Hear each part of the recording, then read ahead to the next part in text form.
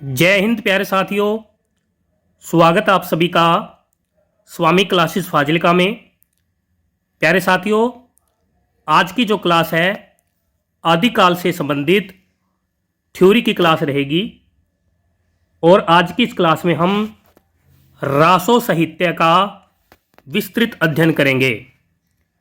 प्यारे साथियों, आज की जो क्लास है मास्टर कैडर हिंदी की दृष्टि से बहुत ही महत्वपूर्ण होने वाली है, इसलिए वीडियो के अंत तक जुड़े रहें।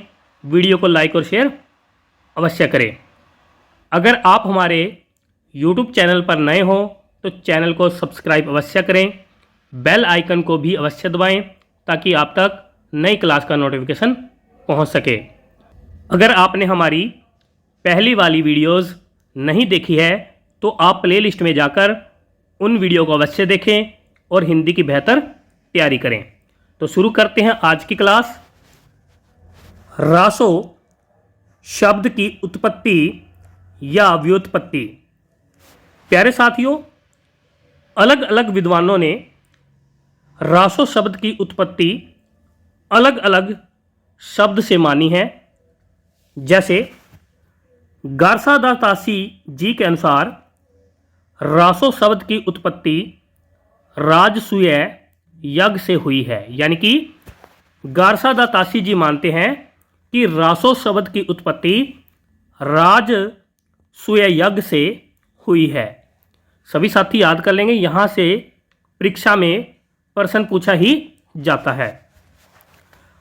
आचार्य रामचंद्र शुक्ल जी के अनुसार बिसल देव रासो ग्रंथ के आधार पर रसायन शब्द से हुई है। यानी कि आचार्य रामचंद्र शुक्ल जी क्या मानते हैं कि जो रासो शब्द की उत्पत्ति रसायन शब्द से हुई है। यानी कि आचार्य रामचंद्र शुक्ल जी बिसल देव रासो ग्रंथ को आधार बनाकर रासो शब्द की उत्पत्ति रसायन शब्द से मानते हैं।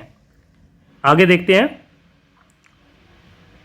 हजारी प्रसाद द्विवेदी जी के अनुसार संदेश रासक ग्रंथ के आधार पर रासो शब्द की उत्पत्ति रासक शब्द से हुई है। यानी कि हजारी प्रसाद द्विवेदी जी संदेश रासक ग्रंथ को आधार बनाकर रासो शब्द की उत्पत्ति रासक शब्द से मानते हैं, जो कि सर्वमान्य मत भी है।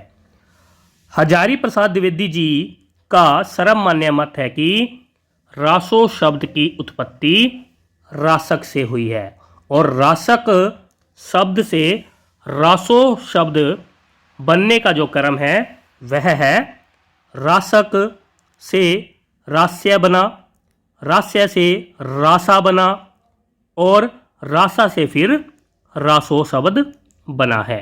सभी साथी याद कर लेंगे। रासो शब्द की उत्पत्ति रासक शब्द से मानने वाले आचार्य हैं। नंबर 1 पर है विश्वनाथ प्रसाद मिश्र जी। नंबर 2 पर है चंद्रबली पांडे जी। नंबर 3 पे है दशरथ शर्मा जी। नंबर 4 पर है हजारी प्रसाद द्विवेदी जी। नंबर 5 पर है गणपति चंद्र गुप्त जी और नंबर 6 पर है माता प्रसाद गुप्त जी। नंबर 7 पर है नरोत्तम स्वामी जी। यानी कि इन 7 विद्वानों ने रासो शब्द की उत्पत्ति रासक शब्द से मानी है। सभी साथी याद कर लेंगे। इन 7 विद्वानों को याद करने की एक ट्रिक है। जैसे विश्वनाथ चंद्रबली दशरथ ने हजारों हाथों से गणपति और माता का प्रसाद गुप्त तरीके से नरों और रासक को दिया। सभी साथी इस ट्रिक को याद करके इन 7 विद्वानों के नाम याद कर सकते हैं। आगे देखते हैं। विद्येश्वरी पाठक जी और हर प्रसाद शास्त्री जी के अनुसार रासो शब्द की उत्पत्ति राज यश से हुई है। यानी कि राज यश शब्द से रासो शब्द की उत्पत्ति विदेश्वरी पाठक जी और हरप्रसाद शास्त्री जी मानते हैं। राम स्वरूप चतुर्वेदी जी के अनुसार रासो शब्द की उत्पत्ति राउस शब्द से हुई है। नंद दुलारे वाजपेयी जी के अनुसार रासो शब्द की उत्पत्ति रास शब्द से हुई है। नागरी परचारणी सभा काशी कविराज श्यामल दास जी और काशी प्रसाद जायसवाल जी के अनुसार रासो शब्द की उत्पत्ति रहस्य शब्द से हुई है। यानी कि रहस्य शब्द से रासो शब्द की उत्पत्ति नागरी प्रचारणी सभा काशी, श्यामल दास जी, काशी प्रसाद जायसवाल जी मानते हैं। सभी साथी याद कर लेंगे। आगे देखते हैं। रासो काव्य को मुख्यतः 3 भागों में विभाजित किया गया है। नंबर 1 पर है वीर गाथात्मक रासो काव्य, जिसमें पृथ्वीराज रासो, परमाल रासो, खुमान रासो, विजयपाल रासो, हमीर रासो आदि ग्रंथ को शामिल किया जाता है। आगे देखते हैं नंबर 2 पर। नंबर 2 पर है श्रृंगार परक रासो काव्य। इसमें संदेश रासक बिसल देव रासो आदि को शामिल किया जाता है। नंबर 3 पर है उपदेश मूलक रास काव्य, जिसमें भरतेश्वर बाहुबली रास, चंदन बाला रास, उपदेश रसायन रास, स्थूलीभद्र रास, रेवंतगिरी रास आदि ग्रंथ को शामिल किया जाता है। आगे देखते हैं रासो साहित्य की प्रमुख रचनाएं और रचनाकार। नंबर 1 पर देखते हैं। नंबर 1 पर पृथ्वीराज रासो ग्रंथ का अध्ययन करेंगे। पृथ्वीराज रासो ग्रंथ के रचनाकार चंद बरदाई जी माने जाते हैं। चंद बरदाई जी का मूल नाम बलिद्य माना जाता है। पृथ्वीराज रासो ग्रंथ का रचना काल 12वीं शताब्दी के लगभग माना जाता है। आचार्य रामचंद्र जी के अनुसार पृथ्वीराज रासो ग्रंथ का रचना काल 1168 ईस्वी से 1192 ईस्वी के लगभग माना जाता है, यानी कि मध्य में माना जाता है। काव्य रूप देखते हैं। यह यानी कि पृथ्वीराज रासो प्रबंधात्मक महाकाव्य श्रेणी की रचना है। यह काल तथा भाषा की दृष्टिकोण से हिंदी का प्रथम रासो ग्रंथ है। यानी कि पृथ्वीराज रासो जो ग्रंथ है, यह काल तथा भाषा की दृष्टिकोण से हिंदी का प्रथम रासो ग्रंथ माना जाता है। यह हिंदी साहित्य का प्रथम महाकाव्य है। यानी कि पृथ्वीराज रासो ग्रंथ जो है हिंदी साहित्य का प्रथम महाकाव्य माना जाता है। आगे देखते हैं। पृथ्वीराज रासो ग्रंथ का रचनाकाल और इसका मूल रूप सर्वदा विवादास्पद रहा है। यानी कि पृथ्वीराज रासो ग्रंथ का जो रचना काल है और इसका जो मौलिक रूप है वह हमेशा ही विवाद में रहा है, यानी कि उस पर विवाद होता ही रहा है। सर्वप्रथम पृथ्वीराज रासो का उल्लेख 1650 ईस्वी में दलपति मिश्र जी द्वारा रचित जसवंत उद्योत में मिलता है। यानी कि पृथ्वीराज रासो ग्रंथ का सर्वप्रथम उल्लेख हमें जसवंत उद्यत रचना में मिलता है और जसवंत उद्यत रचना जो है दलपति मिश्र जी की मानी जाती है। सभी साथी याद कर लेंगे। सर्वप्रथम कर्नल टॉड जी ने इस ग्रंथ की और विद्वानों का ध्यान आकर्षित किया है, यानी कि सबसे पहले कर्नल टॉड जी ने ही इस ग्रंथ की ओर अन्य विद्वानों का ध्यान आकर्षित किया है। पृथ्वीराज रासो ग्रंथ की खोज कर्नल टॉड जी ने ही की थी, यानी कि पृथ्वीराज रासो ग्रंथ की खोज सबसे पहले कर्नल टॉड जी ने ही की थी। सभी साथी याद कर लेंगे। कर्नल टॉड जी ने इसके एक भाग को अंग्रेजी में अनुवाद करके संयोगिता नाम से प्रकाशित करवाया था, यानी कि कर्नल टॉड जी ने पृथ्वीराज रासो ग्रंथ के एक भाग को अंग्रेजी में अनुवाद किया और फिर उसे संयोगिता नाम से प्रकाशित भी करवाया था। कर्नल टॉड जी ने बंगाल में स्थित एशियाटिक सोसाइटी के द्वारा इसका प्रकाशन भी आरंभ करवाया।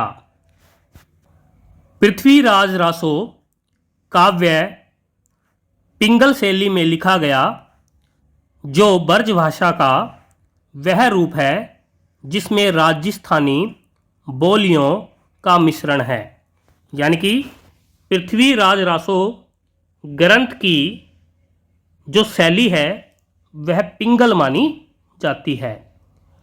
पिंगल शैली के अंतर्गत ब्रज भाषा और राजस्थानी भाषा का सुमेल होता है, यानी मिश्रण होता है।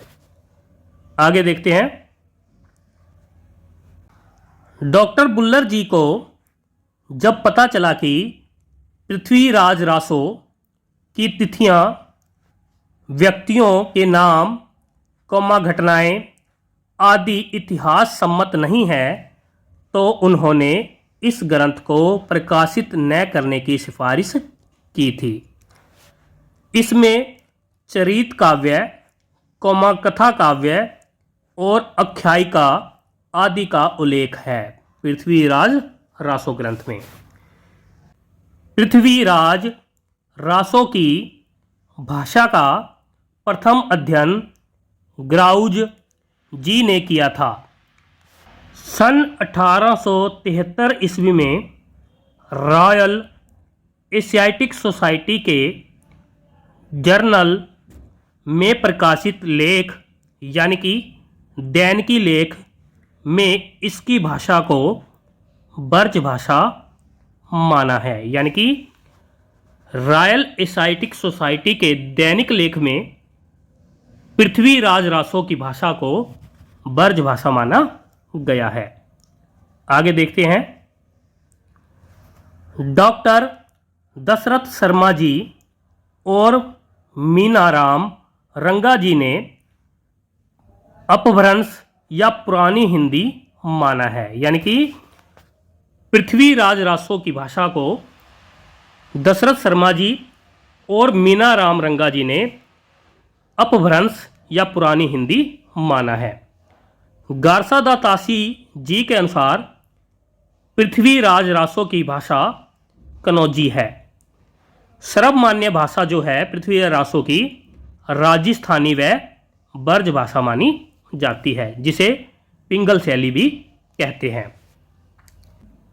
पृथ्वीराज रासो ग्रंथ के अनुप्रास व यमक प्रमुख अलंकार हैं। इसमें 68 प्रकार के छंदों का प्रयोग हुआ है।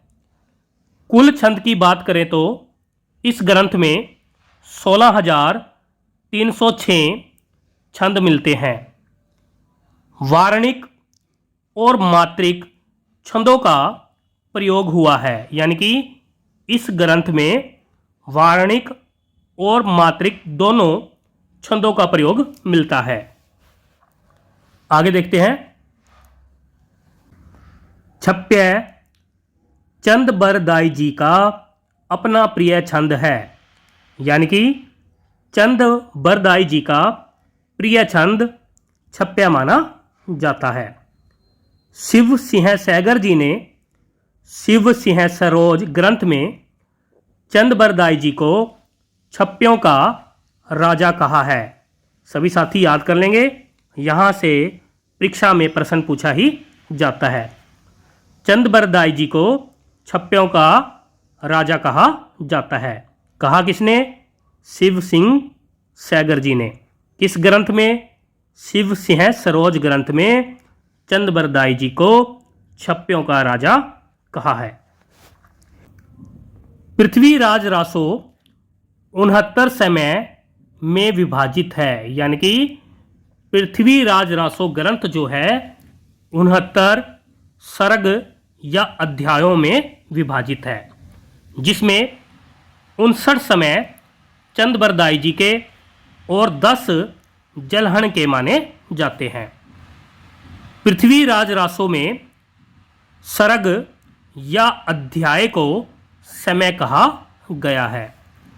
सबसे बड़ा समय कन्वज युद्ध है। आगे देखते हैं।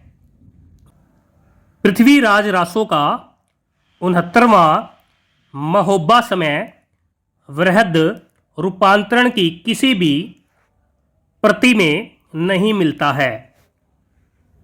पृथ्वीराज रासो 2500 पृष्ठों तथा 69 सर्ग का विशालकाय ग्रंथ है। चंद बरदाई जी ने अपनी भाषा को 60 भाषा तथा पृथ्वीराज चौहान जी को 6 भाषाओं का ज्ञाता कहा है। आगे देखते हैं। शहाबुद्दीन गौरी यानी कि मोहम्मद गौरी द्वारा पृथ्वीराज चौहान जी को कैद करके गजनी ले जाने पर चंद बरदाई जी भी वहाँ गए और जाते वक्त उन्होंने अपने चौथे पुत्र जलहन के हाथों में पृथ्वीराज रासो पुस्तक देकर इसे पूर्ण करने को कहा। जैसे कि पंक्ति में लिखा गया है, पुस्तक जलहन हथ दे चली गज्जन निरपकाज। पृथ्वीराज रासों में वीर और सिंगार रस की प्रमुखता है, किंतु इसका अंगी रस वीर रस ही माना जाता है। आगे देखते हैं। नायक पृथ्वीराज रासो ग्रंथ के नायक पृथ्वीराज चौहान जी माने जाते हैं, जो धीरोदात नायक माने जाते हैं। नायिका कनौज के राजा जयचंद जी की पुत्री संयोगिता इस ग्रंथ की नायिका मानी जाती है। आगे देखते हैं। पृथ्वीराज रासो ग्रंथ के रूपांतरण का अध्ययन करेंगे। नंबर 1 पर देखते हैं बृहद रूपांतरण। इस रूपांतरण में 16,306 छंद पाए जाते हैं। इस रूपांतरण में 68 प्रकार के छंदों का प्रयोग हुआ है। इसमें 69 समय पाए जाते हैं। नोट बाबू श्याम सुंदर दास जी और नागरी प्रचारणी सभा काशी द्वारा प्रकाशित प्रति भी इसी प्रति पर आधारित है। यानी कि जो वृहत रूपांतरण है पृथ्वीराज रासो ग्रंथ का, इसमें 68 प्रकार के छंदों का प्रयोग हुआ है और इसमें कुल 16,306 छंद पाए जाते हैं। यह रूपांतरण 69 समय में विभाजित है। आगे देखते हैं नंबर 2 पर, मध्य रूपांतरण में 7000 छंद मिलते हैं। यह रूपांतरण 19 समय में विभाजित है। आगे देखते हैं 3 नंबर पर, लघु रूपांतरण। इस रूपांतरण में 3500 यानी कि 3500 छंद प्राप्त होते हैं। डॉक्टर वीपी शर्मा जी के संपादन में इस रूपांतरण का प्रकाशन हुआ है। सभी साथी याद कर लेंगे। पृथ्वीराज रासो ग्रंथ के लघु रूपांतरण में 3500 यानी कि 3500 छंद प्राप्त होते हैं। आगे देखते हैं नंबर 4 पर, लघुतम रूपांतरण। इस रूपांतरण में 1900 यानी कि 1900 छंद प्राप्त होते हैं। नोट में कुछ लिखा है, कहीं कहीं यानी कि कुछ पुस्तकों में 1300 छंद का भी उल्लेख है। आगे देखते हैं मध्य रूपांतरण की प्रतियां अभोर के साहित्य सदन, बीकानेर के जैन ज्ञान भंडार और श्री अगरचंद नाहटा जी के पास सुरक्षित है। लघु रूपांतरण की प्रतियां बीकानेर के अनुपम संस्कृत पुस्तकालय में सुरक्षित है। लघुतम या अति लघु रूपांतरण की केवल एक प्रति गुजरात के धारणोज गांव से मुनिजिन विजयसूरी जी को प्राप्त हुई थी।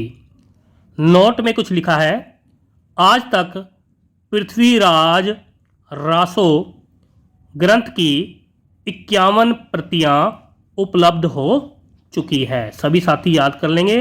बहुत ही महत्वपूर्ण कथन है कि आज तक पृथ्वीराज रासो ग्रंथ की 51 प्रतियां प्राप्त हो चुकी है।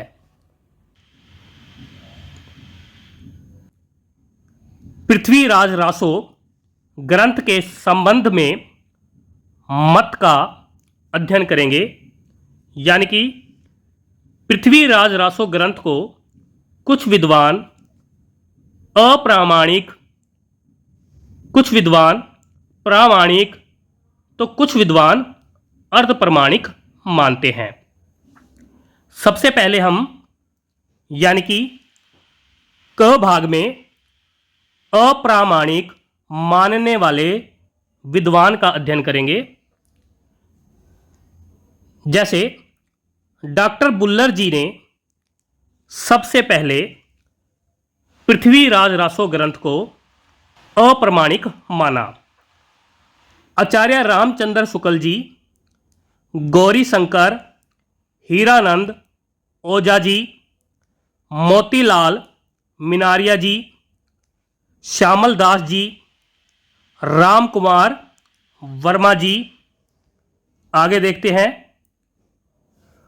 मुरारी दान जी, देवी प्रसाद जी आदि विद्वानों ने पृथ्वीराज रासो ग्रंथ को अप्रामाणिक माना है।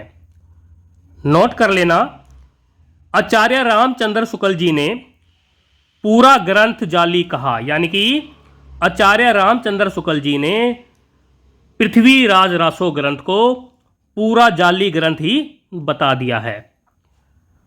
नरोत्तम स्वामी जी इसको यानी कि पृथ्वीराज रासो ग्रंथ को पूर्ण अप्रामाणिक मानते हैं। सभी साथी याद कर लेंगे। यहां से परीक्षा में प्रश्न पूछा ही जाता है। ट्रिक है, गौरी देवी, राम मुरारी, बुल्लर और श्यामल को अप्रामाणिक मोती दो। यानी कि इस ट्रिक को याद करके आप उन विद्वानों को याद कर सकते हैं जिन्होंने पृथ्वीराज रासो ग्रंथ को अप्रामाणिक माना है। सभी साथी याद कर लेंगे। आगे देखते हैं। ख भाग में अर्ध प्रमाणिक मानने वाले विद्वान।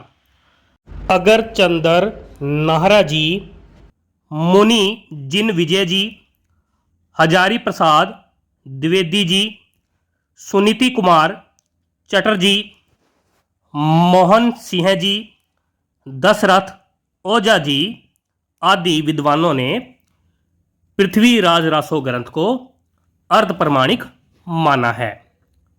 ट्रिक है, यानी कि इनको याद करने की ट्रिक है। अगर चंदर मोहन मुनि ने 10,000 अर्ध प्रामाणिक कहानी सुनाई, यानी कि इस ट्रिक को याद करके आप इन विद्वानों को याद कर सकते हैं। आगे देखते हैं। ग भाग में देखते हैं प्रामाणिक मानने वाले विद्वान। कर्नल जेम्स टॉड जी, मिस्र बंधु जी, अयोध्या सिंह उपाध्याय हरिओत जी, बाबू श्याम सुंदर दास जी, गुलाब राय जी, मथुरा प्रसाद दीक्षित जी। आगे देखते हैं। डॉक्टर दशरथ शर्मा जी, मोहनलाल विष्णुलाल पांड्या जी, जिन्होंने सर्वथा प्रामाणिक माना है, यानी कि इन विद्वानों ने पृथ्वीराज रासो ग्रंथ को प्रामाणिक माना है। ट्रिक क्या है? कर्नल ने अयोध्या और मथुरा में 10 प्रामाणिक सुंदर मिश्रित गुलाब मोहनलाल को दिए, यानी कि इस ट्रिक को याद करके आप इन विद्वानों को याद कर सकते हैं जिन्होंने पृथ्वीराज रासो ग्रंथ को प्रामाणिक माना है। तो सभी साथी याद कर लेंगे, यहाँ से परीक्षा में क्वेश्चन पूछा ही जाता है। आगे देखते हैं। कवि चंद बरदाई जी का जीवन परिचय। चंद बरदाई जी का जन्म 1168 ईस्वी में हुआ माना जाता है। चंद बरदाई जी का जन्म लाहौर में हुआ। इनका मृत्यु काल 1192 ईस्वी माना जाता है। आगे देखते हैं। चंद बरदाई जी का मूल नाम बलिद्य माना जाता है। इनका उपनाम चंद माना जाता है। चंद बरदाई जी के पिताजी का नाम राव वैन जी माना जाता है। पुत्र का नाम जलहण जी। चंद बरदाई जी के पिताजी अजमेर के चौहानों के पुरोहित थे, यानी कि चौहान राजाओं के पुरोहित थे। पंडित हरप्रसाद शास्त्री जी ने चंद बरदाई जी का जन्म 1168 ईस्वी में लाहौर में भट्ट जाति में हुआ माना है। आगे देखते हैं। आचार्य रामचंद्र शुक्ल जी ने इनका जन्म, यानी कि चंद बरदाई जी का जन्म 1225 विक्रमी संमत, यानी कि 1168 ईस्वी और मृत्यु 1249 विक्रमी संमत, यानी कि 1192 ईस्वी को मानी है। ये भारत के अंतिम हिंदू सम्राट पृथ्वीराज चौहान जी के मित्र कौमा राजकवि और हिंदी के आदि महाकवि के रूप में विख्यात थे। ये यानी कि चंद बरदाई जी जाति से राव या भट्ट थे।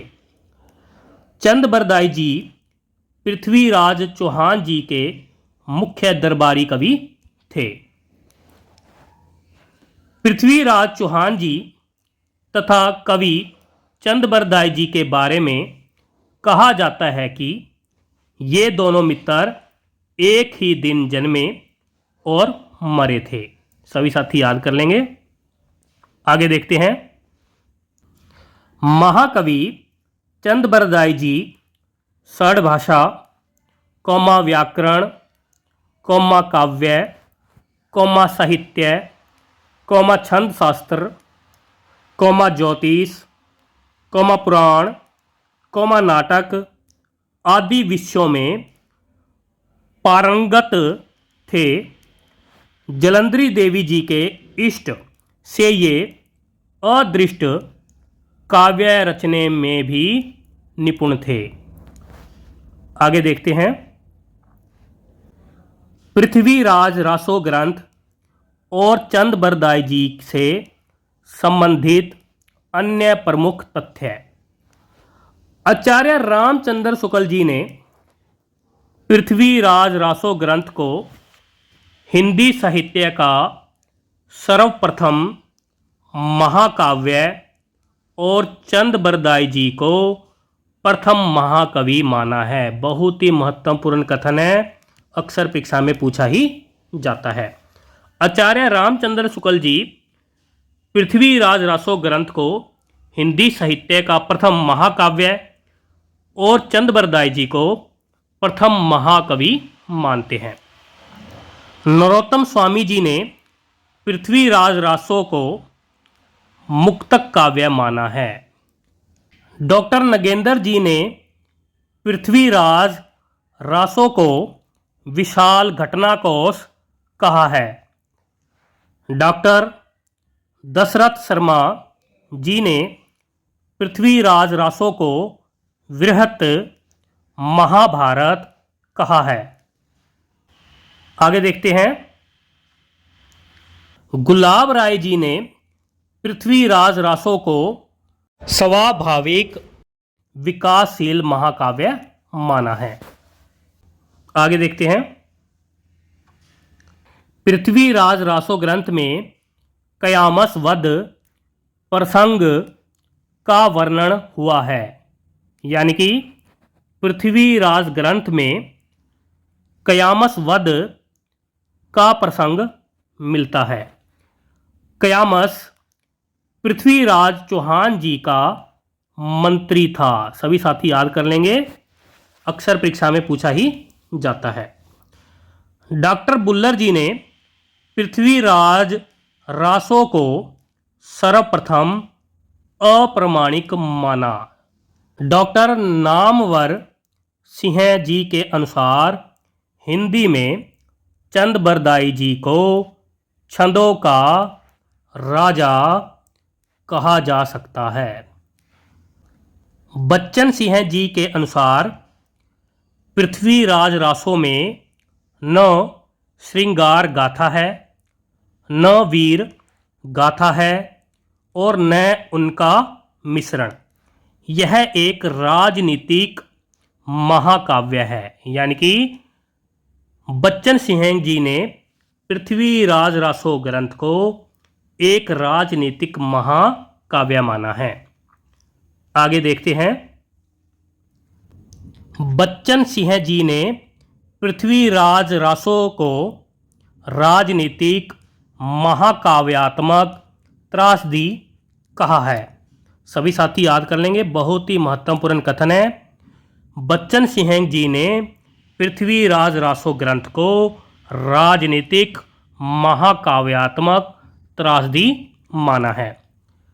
कर्नल टॉड जी ने पृथ्वीराज रासो के 30,000 छंदों को अंग्रेजी में अनुवाद किया था। हजारी प्रसाद द्विवेदी जी ने पृथ्वीराज रासो ग्रंथ को सुकसुकी संवाद या तोता मैना संवाद कहा है। बहुत ही महत्वपूर्ण कथन है यह भी, सभी साथी याद कर लेंगे। हजारी प्रसाद द्विवेदी जी ने पृथ्वीराज रासो ग्रंथ को सुकसुकी संवाद या तोता मैना संवाद कहा है। आगे देखते हैं। सुकसुकी संवाद का अर्थ है कवि की पत्नी द्वारा प्रश्न करना और कवि द्वारा उत्तर देना। डॉक्टर राम कुमार वर्मा जी ने ऐतिहासिक व्यक्तियों के नाम में उलटफेर करने, तिथियों की अशुद्धता, अरबी फारसी शब्दों का प्रयोग और भाषा की विभिन्न कालीन विषमता के आधार पर पृथ्वीराज रासो को जाली ग्रंथ माना है। सभी साथी याद कर लेंगे, बहुत ही महत्वपूर्ण कथन है। आगे देखते हैं, नंबर 2 पर देखते हैं बिशलदेव रासो। बिशलदेव रासो ग्रंथ के रचनाकार नरपति नाहले जी माने जाते हैं। बिशलदेव रासो ग्रंथ का रचनाकाल 1155 ईस्वी यानी कि 1212 विक्रमी संमत माना जाता है।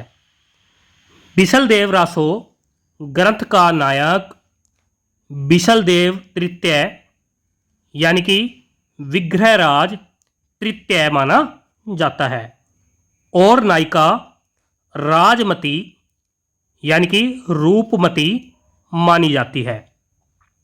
शुक्ल जी के अनुसार बिशलदेव चतुर्थ जी इस ग्रंथ का नायक है। सभी साथी याद कर लेंगे यहाँ पर कि बिशलदेव नाम से 4 राजा हुए हैं। कुछ विद्वान इस ग्रंथ का नायक बिशलदेव तृतीय मानते हैं और शुक्ल जी इस ग्रंथ का नायक बिशलदेव चतुर्थ मानते हैं। सभी साथी याद कर लेंगे। आगे देखते हैं, शुक्ल जी के अनुसार यह एक छोटा सा 100 पृष्ठों का ग्रंथ है। यह ग्रंथ 4 खंडों एवं 128 छंदों में रचित है। प्रथम खंड में मालवा के राजा भोज परमाल की पुत्री राजमती या रूपमती का सांभर के राजा बिशलदेव से विवाह का वर्णन है। द्वितीय खंड में बिशलदेव का राजमती से रूठकर उड़ीसा की ओर प्रस्थान करना और वहां पर 1 वर्ष तक रहना का वर्णन है। आगे देखते हैं, तृतीय खंड में राजमती का विरह या वियोग वर्णन और बिशलदेव का उड़ीसा से लौटने का वर्णन है।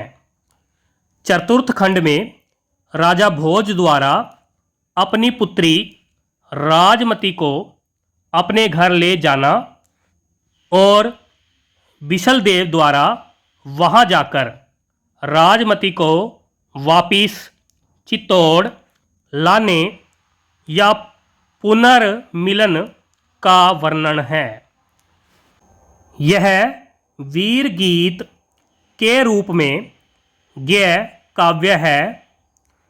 आचार्य रामचंद्र शुक्ल जी के अनुसार यह यानी कि बिशलदेव रासो वीर गीत परंपरा का प्राचीन ग्रंथ है। आगे देखते हैं,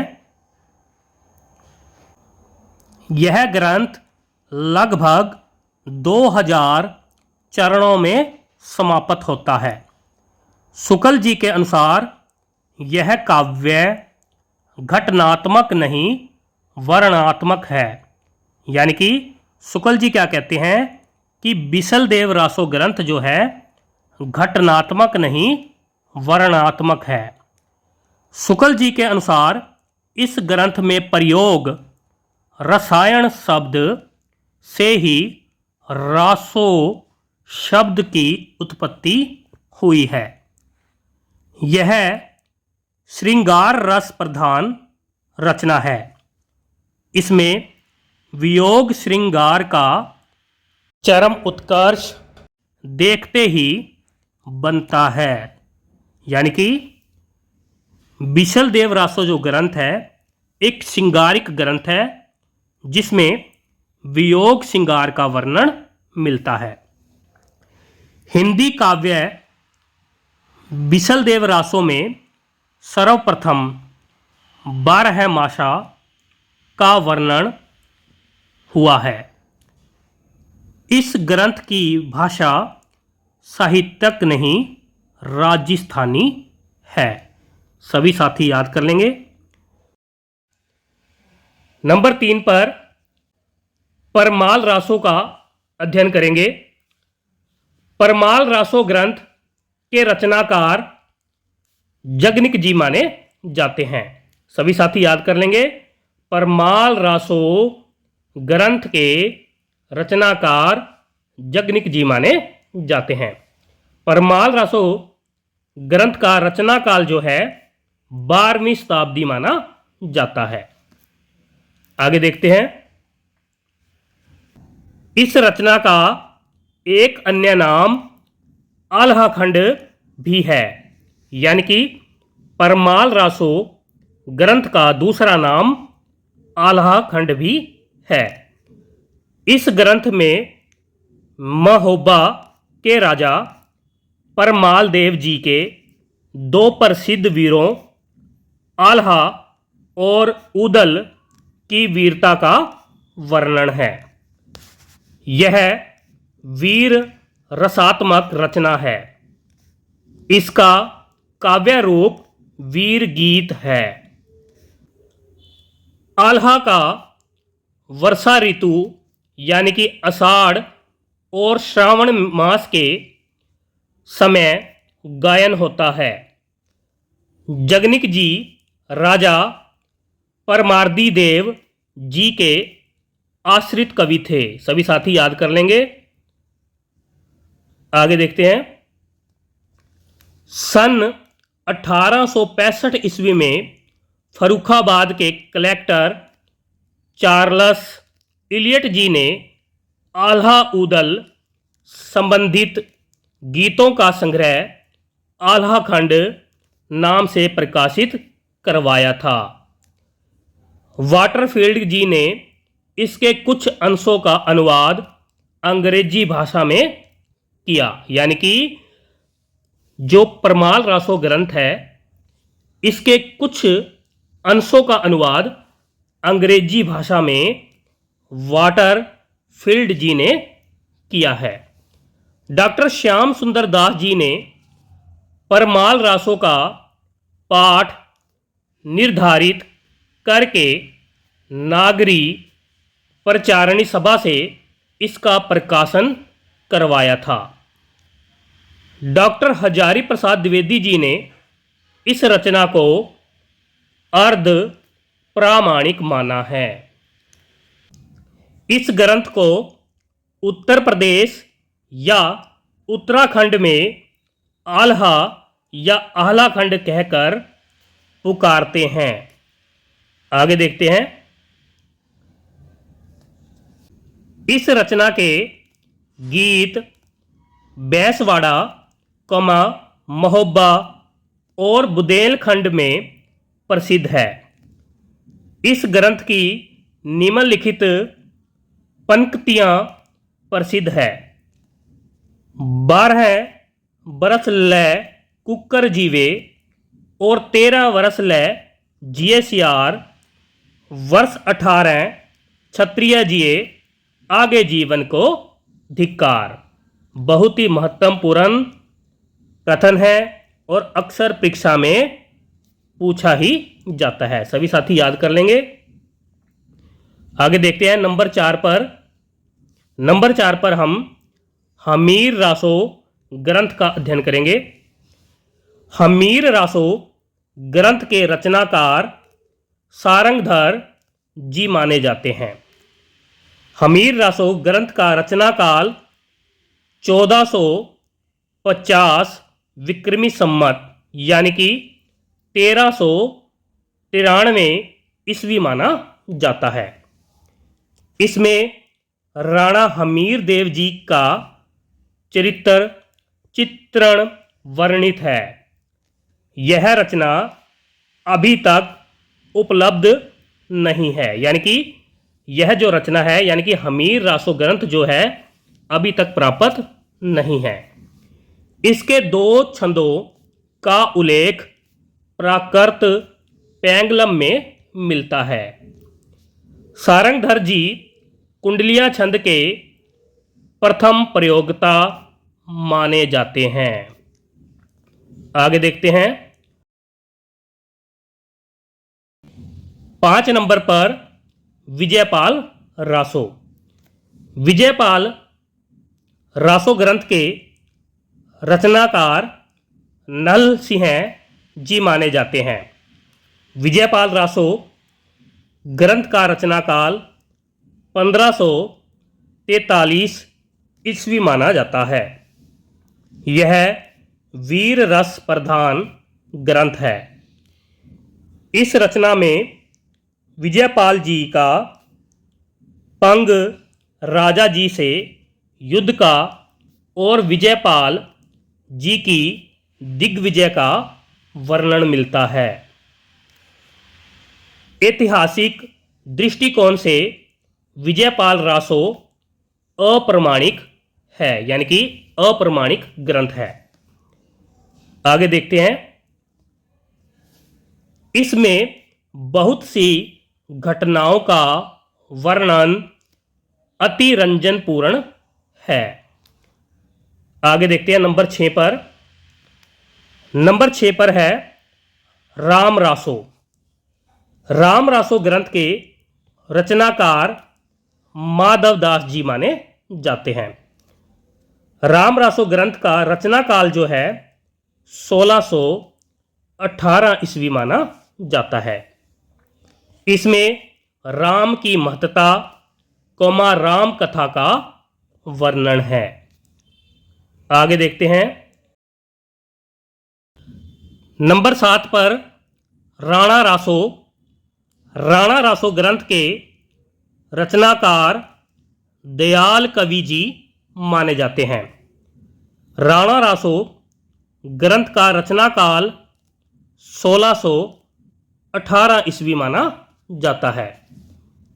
इसमें सिसोदिया वंश के राजा कुंभाजी coma Uday Singh ji coma Pratap Singh ji coma Amar Singh ji इत्यादि का जीवन वृत्तांत है।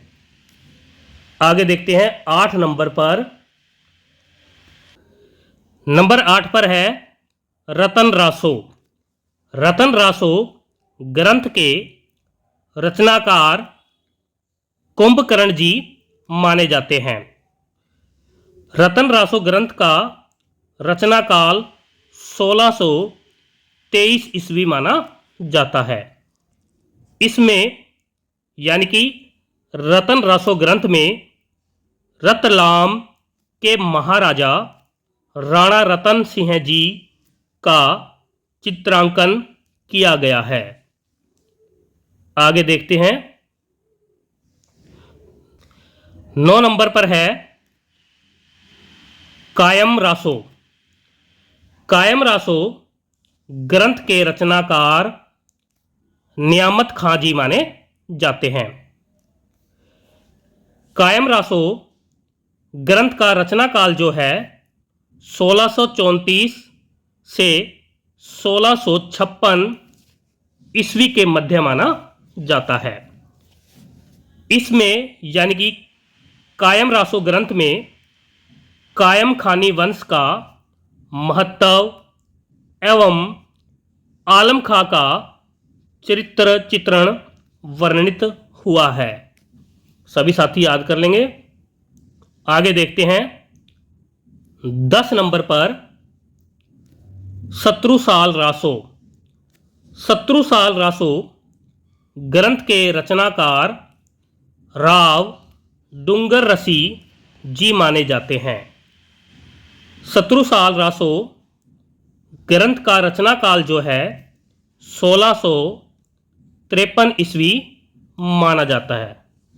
इसमें यानी कि शत्रुसाल रासो ग्रंथ में बूंदी के राव शत्रुसाल जी का जीवन वृत्त शामिल है। आगे देखते हैं। 11 नंबर पर है खुमान रासो। खुमान रासो ग्रंथ के रचनाकार दलपति विजय जी माने जाते हैं। खुमान रासो ग्रंथ का रचनाकाल 9वीं शताब्दी माना जाता है। डॉक्टर मोतीलाल मिनारिया जी ने इसका रचनाकाल 18वीं शताब्दी माना है। डॉक्टर हजारी प्रसाद द्विवेदी जी ने खुमान रासो ग्रंथ का समय 1730 ईस्वी से 1760 ईस्वी के मध्य का माना है। इसकी भाषा यानी कि खुमान रासो ग्रंथ की भाषा राजस्थानी हिंदी है। आगे देखते हैं। इसमें यानी कि खुमान रासो ग्रंथ में सूर्यवंश की महत्ता एवं खुमान वंश का इतिहास दलपति विजय जी ने प्रस्तुत किया है। यह 5000 छंदों का विशाल का एक ग्रंथ है। सभी साथी याद कर लेंगे, यानी कि खुमान रासो ग्रंथ के अंदर 5000 छंदों का वर्णन मिलता है। यह एक प्रबंधात्मक काव्य है। इसमें वीर और श्रृंगार रस शामिल है, परंतु वीर रस की प्रधानता है। इस ग्रंथ की मूल प्रति पूना संग्रहालय में सुरक्षित है। इसको प्रथम जय काव्य माना जाता है। सभी साथी याद कर लेंगे, यानी कि खुमान रासो ग्रंथ को प्रथम जय काव्य माना जाता है। आगे देखते हैं। 12 नंबर पर है संदेश रासक। संदेश रासक ग्रंथ के रचनाकार अब्दुर रहमान जी माने जाते हैं। संदेश रासक ग्रंथ का रचनाकाल 1143 ईस्वी माना जाता है। यह प्रथम प्रामाणिक रासो ग्रंथ है। सभी साथी याद कर लेंगे कि प्रथम प्रामाणिक रासो ग्रंथ संदेश रासक को माना जाता है। इसकी भाषा अवहट मानी जाती है।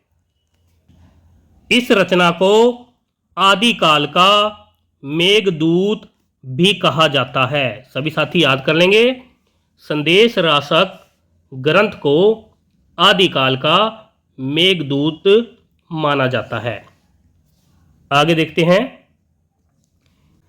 इसमें विक्रमपुर की वियोगिनी यानी कि प्रेषित पति का नायिका का अपने पति के पास संदेश प्रेषित करने की ललित कथा वर्णित है। आगे देखते हैं। 13 नंबर पर नैमी जिणदत्त रासो। नैमी जिणदत्त रासो ग्रंथ के रचनाकार पालहण या पलहण जी माने जाते हैं। इस ग्रंथ का रचनाकाल 1232 ईस्वी माना जाता है। इसमें भगवान नेमिनाथ जी की कथा का वर्णन है। आगे देखते हैं। 14 नंबर पर गए सुकुमार रासो। गए सुकुमार रासो ग्रंथ के रचनाकार कवि दिलहन जी माने जाते हैं। इस ग्रंथ का रचनाकाल 1243 ईस्वी माना जाता है। इसमें गए सुकुमार जी का चित्रांकन हुआ है। सभी साथी याद कर लेंगे। प्यारे साथियों, ये थे रासो साहित्य से संबंधित महत्वपूर्ण ग्रंथ। प्यारे साथियों, इन सभी ग्रंथ को आप अच्छी प्रकार से याद कर लेना। अगली क्लास में हम, यानी कि कल की क्लास में हम जैन साहित्य यानी कि रास साहित्य का अध्ययन करेंगे। अगर आप हमारे YouTube चैनल पर नए हो तो चैनल को सब्सक्राइब अवश्य करें, बेल आइकन को भी अवश्य दबाएं। मिलते हैं अगली क्लास में, तब तक के लिए जय हिंद।